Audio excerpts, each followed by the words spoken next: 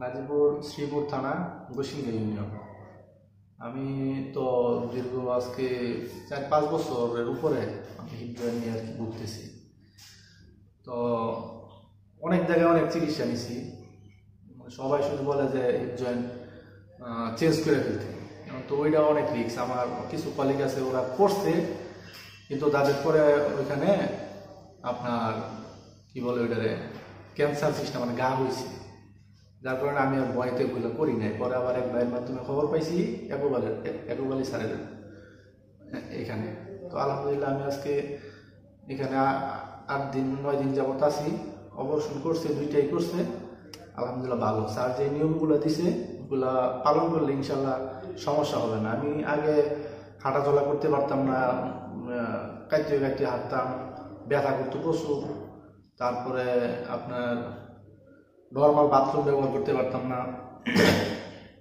বিভিন্ন সমস্যা হইতো, কোনো কাজ কাম তো করাই যেত না, ব্যথায় সবসময়। আলহামদুলিল্লাহ অপারেশনের পরে এখন ব্যথা নাই। তবে যে নিয়ম কানুনগুলো স্যার বলছে ইনশাল্লাহ আশা করি ওইগুলো ফলো করলে আমি ঠিক হয়ে যাবো। আমার আগেও আরও কিছু বাইক আছে এখান থেকে, ওদের সাথে যোগাযোগ করে আসছি, ওরাও আলহামদুলিল্লাহ ভালো আছে। এই আর কি। তো সবার কাছে সবাই দোয়া করবেন আমার জন্য, আল্লাহ যেন সুস্থ করে দেয়, ঠিক আছে। আর যারা এভিএনের রোগী আছেন মোটামুটি আপনার স্যারের সাথে আসেন, দেখা করেন এখানে। স্যার ইনশাল্লাহ ভালো লোক, টাকা পয়সা অনেক ছাড় দেয়, অন্য অন্য জায়গা থেকে ভালো আছে। এখন এখানে কোনো ওই শিখায় দেওয়ার কিছু না।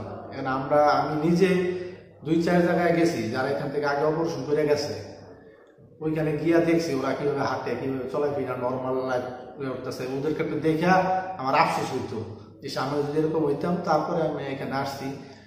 এখন আল্লাহর রহমতে স্যার বলছে 9 মাস রেস্ট করলে ইনশাল্লাহ আমিও ঠিকঠাক হয়ে যাবো।